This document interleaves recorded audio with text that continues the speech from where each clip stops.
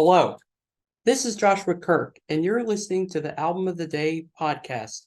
On the show, I look at albums I've reviewed and speak with the musicians behind the albums, as well as their careers, discographies, and future projects.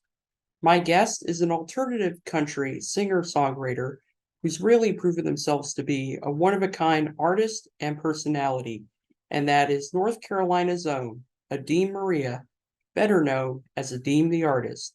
Their latest record, White Trash Revelry, is currently being hailed as one of the best country albums in recent memory by critics, with Rolling Stone calling it the most empathetic country album of 2022. In this interview, I spoke with Adeem about their songwriting process, grappling with their non-binary pansexual identity, performing as part of Nashville's Love Rising concert, and more. So without further ado, I hope you enjoy my interview with Adeem The Artist, my guest on Album of the Day.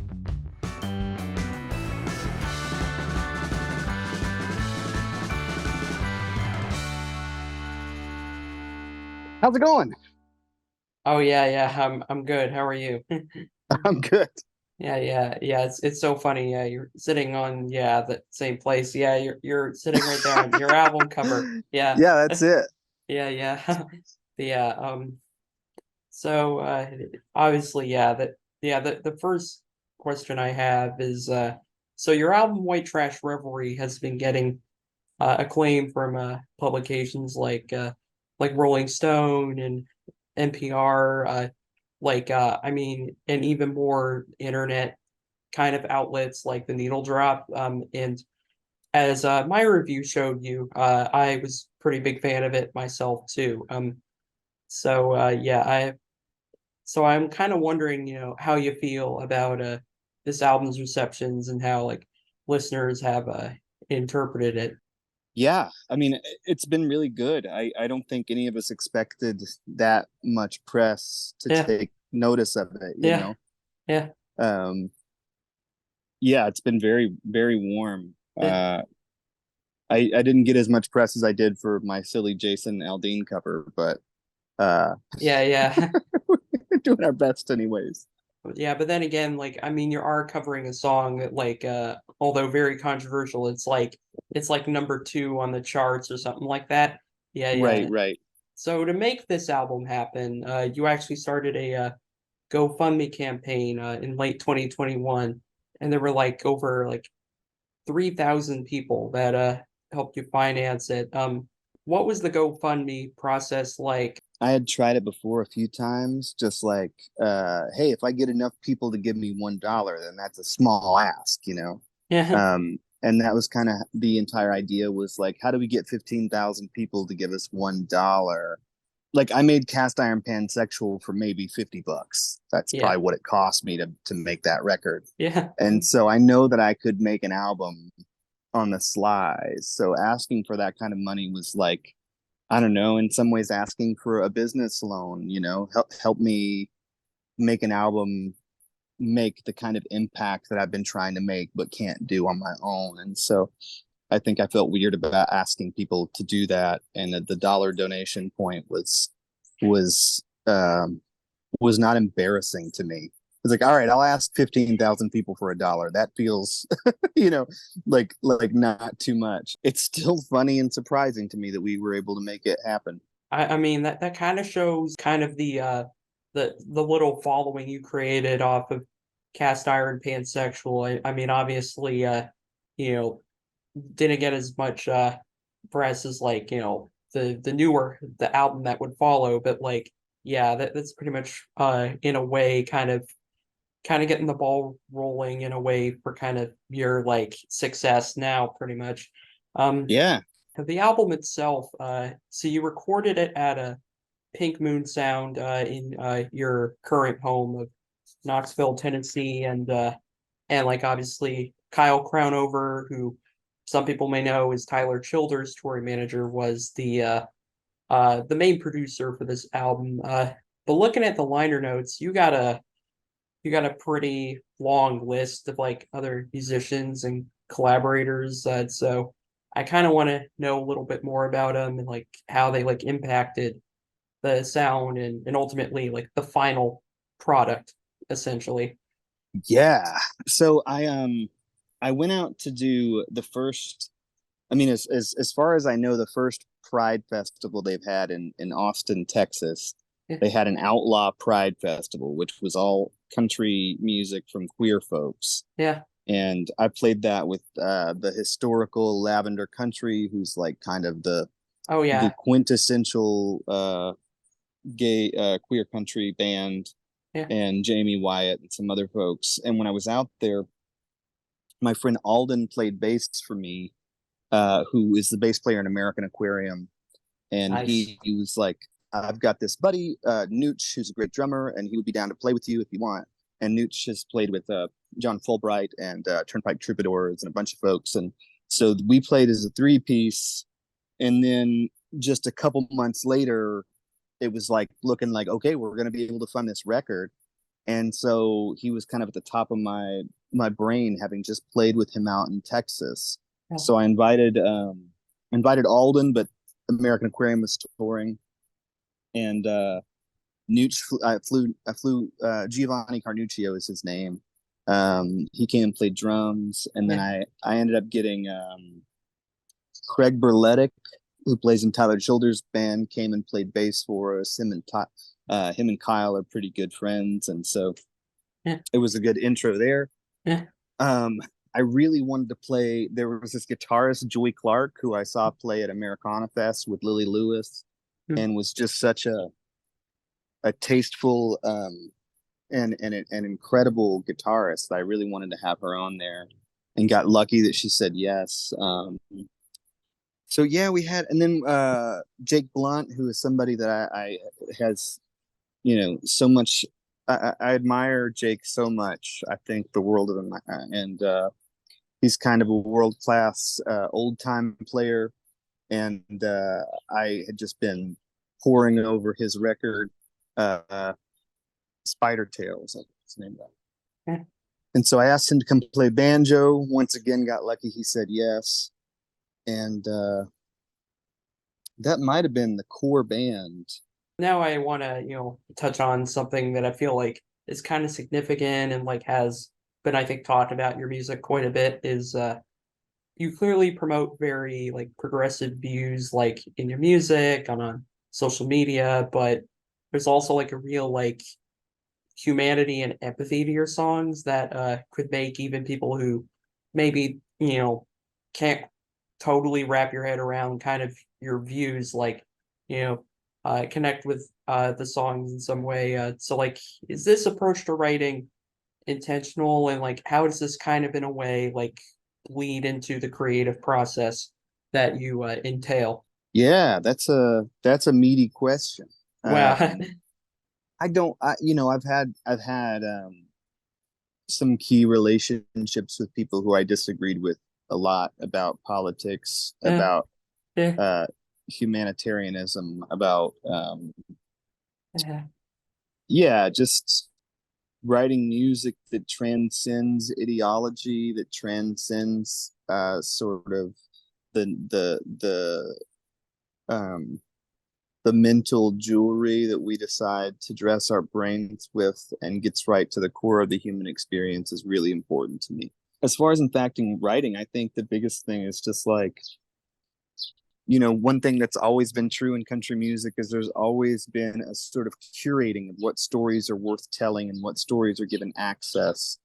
And so for me, I think I try to be intentional about what stories I choose to tell.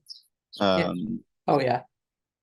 because there's a lot of cultural gatekeeping within the genre that has long strong-armed marginalized voices and marginalized perspectives. So, for example, uh, talking about the empathy you show in songs while covering a pretty serious issue, you have a song on your latest album called "Middle of a Heart" that seems to kind of be in response to like country songs that like propagandize the troops. So I'm kind of wondering what sort of message you're trying to communicate with that song, and how do you think it has helped people? If I were going to pick a message from the song, I think it would really be like, what does it mean to support the troops? How do we practice real care? How do we humanize the idea of the quote unquote troops Eh, and see them as human beings, as members of our society, of people who are so often stripped of of of their humanity by being sort of hired to do inhumane things and then given no assistance to cope with the inevitable mental health fallout of that. Um, eh. I think that's really the if there were a central theme, I think that's probably the one. In 2021, you revealed your identity as like a non-binary and pansexual country singer and songwriter. And also around that time, you put out and the album we just mentioned, Cast Iron Pansexual. And I mean, as you can see, I ordered the vinyl of it. I have it right there behind me. So I'm kind of wondering how this album and your personal revelation kind of came about, and like how it kind of shapes like who you are today. Well, I that was kind of my COVID project. Oh yeah. Writing cast iron pansexual. I was reading a lot of gender theory. I was reading Judith Butler. But yeah, I think, for me, I was kind of out to myself as of 2011. I kind of knew that I was bisexual. Eh, Um, and that was after years of being really conservative evangelical Christian, involved in a lot of church plants, a lot of sort of non-denominational Christian churching of the charismatic and emergent variety. That was kind of the jam. But there was a long time where I didn't really feel like it was appropriate to come out publicly because I am married to a woman, and so it felt very like, well, I'm not polyamorous. I'm not trying to date other people. So what would be the point of talking about my sexuality? And I think that writing that album was my way of like reckoning with the ways that I like really wanted to be more earnest about my sexuality. I didn't feel like I had that freedom. I was giving myself the freedom and agency to talk about my sexuality by writing my way through it. And I think in doing that, I came into some of that same equation in my brain when it came to gender, where for several years I'd been saying, like, well, I know for sure that I don't identify with the gender binary, but making the leap to like, oh, okay, I am a non-binary person. This is like something I need to spend more time exploring and deconstructing my masculinity, deconstructing the ways I'd been taught to pass as male, that were often really harmful to me, really harmful to other people in my life, and really not in alignment with um, sort of my natural bend as a kid. I was always, um, well, let's say a bit different than my dad wanted me to be. So yeah, I think the record Cast and Pansexual for me became kind of a gateway into myself. It allowed me to kind of occupy space that previously I wouldn't allow myself to step into. I mean, obviously, I imagine, yeah, there's probably 1,000 other like country albums out there like about like identity and like being of the LGBTQ community, but this is the I feel like out of the ones that I've personally listened to, like this is the one that I felt like has been the most like just kind of like just explicit about it, and not trying to, like beat around the bush or anything. I mean all the way down to the title, and also like, the album cover where you're, you got the lipstick going on, and like, yeah, it's like this is one of those albums where like, yeah, it's just you, yeah, just like the most authentic version of you is just like there, and not like, you know, polished up or like, commodified in any sort of way. Kind of on that note, like in support of the LGBTQ community. So March 20th, 2023, you performed as part of the Love Rising concert that was live streamed in Nashville's Bridgestone Arena. And you played the song for Judas from White Trash Revelry, and like the lineup, you know, included you and also like a bunch of other artists that are kind of part of the LGBTQ community. I mean, like the just mentioned Mia Byrne, but also like Julian Baker, Brittany Howard, and yeah, like so how did you become like part of this concert and what did that like experience mean to you? Yeah, it was a special thing. It was Allison Russell and my friend David kind of uh Allison took the lead, and I Yeah, think David stepped in to help with some of the logistics of it. yeah, Um, and so that's kind of I got kind of looped into it through David and through Hunter Kelly, who's a good friend of mine. wow. Um, and Hunter runs a Proud Radio on Apple Music, and has been a fixture in Nashville for a long time, and just recently moved to Chicago. And I think this event really felt like a call to action for Tennessee. A lot of us are looking at leaving and are looking at getting out as the legislation becomes increasingly violent towards us. The state becomes kind Oh of yeah, like uninhabitable. the song that you did uh end up performing at a Love Rising for Judas is actually one of my favorite songs from the album. Like, I mean, I find the story you're telling on it just so touching and heartwarming, uh, and it really kind of highlights the like empathy and humanity that I was alluding to earlier. That's like a really big part of your music. That Thank you. I'm kind of wondering, like if this song is like inspired by like a real life experience, or is it just kind of something you made up kind of loosely based on kind of your own experience, something like that? Well, there's three things happening in that song that I draw from. Um, the first is a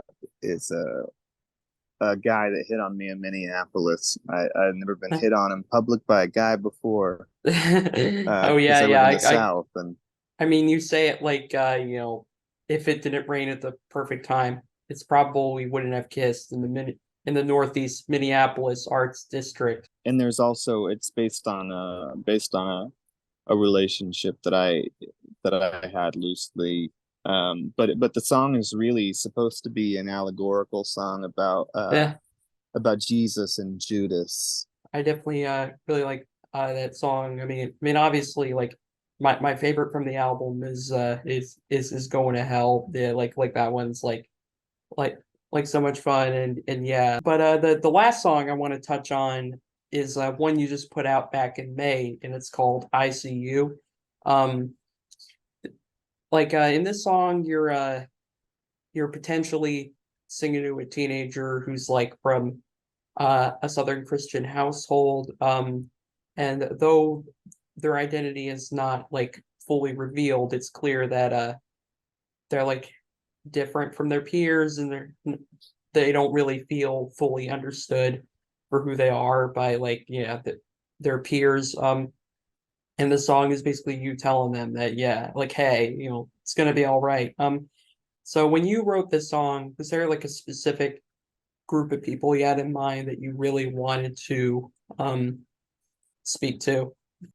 When I wrote this song, it's very literal. I was in, I think, McDonald's, and there was a kid with self-dyed purple hair who had suicide scars, and Eh, we just exchanged a look, just kind of a knowing look. Um, but I know so many of these kids now, eh, especially from touring and from being online. I meet a lot of them. I know them. I know them because I was them. I know the sense that there's not space for you. I still I still reflect on being 35 and thinking I never thought I would get to 35.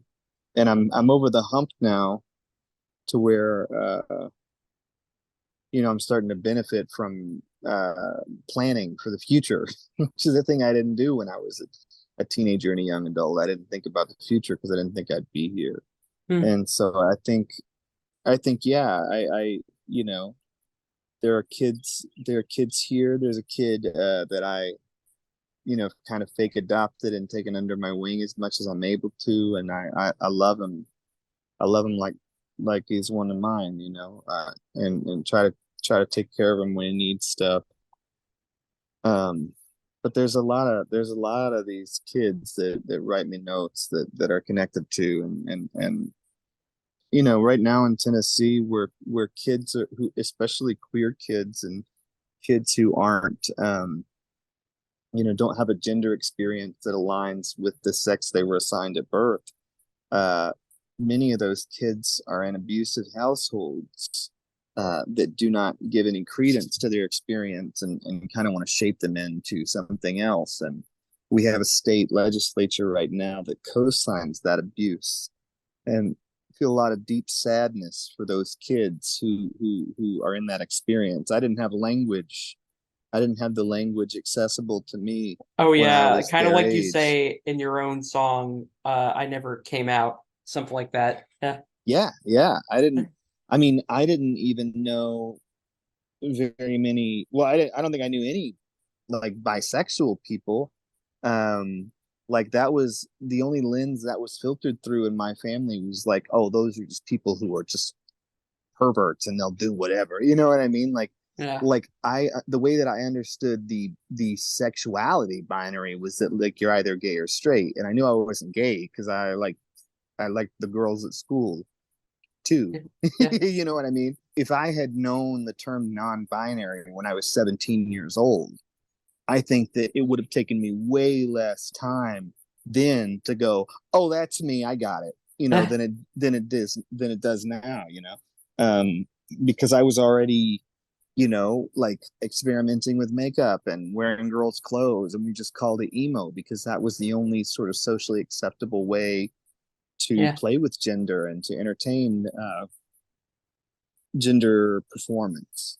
It's very powerful stuff you're talking about there, and that's why I think the song like really resonated so deeply because like I mean you could be of like kind of any sort of identity that's like considered like like different or a minority, and yeah, like with that does come a lot of like uh you're kind of struggling with it, and really need to like come to terms with it at some point. And yeah, that's definitely a song that I think speaks to that a little bit. But I'm kind of wondering, because you've done a lot these last couple of years, like kind of what you're working on right now. Like, Yeah, we've got another album in the chamber. Um, I've been writing. I have a Patreon page, so I put new stuff up there pretty often, sketches and songs that aren't fully finished. huh, Um, I'm playing with a three-piece band. We've got about 6 or 7 shows this year as a band, and then I'll be doing a big tour. I'm doing 17 dates in October. It'll yeah, be the first kind of headlining tour. yeah, And then in November and December, I'll be out on the road with His Golden Messenger. And then mm, I think for the next month or two, it's mostly festivals and stuff. yeah. But we'll be going. Well, yeah, we'll be. It'll be busy. Aren't you gonna open for like Jason Isbell on a few dates or something? Yeah, yeah. We're doing the Ryman in October. Oh yeah, yeah.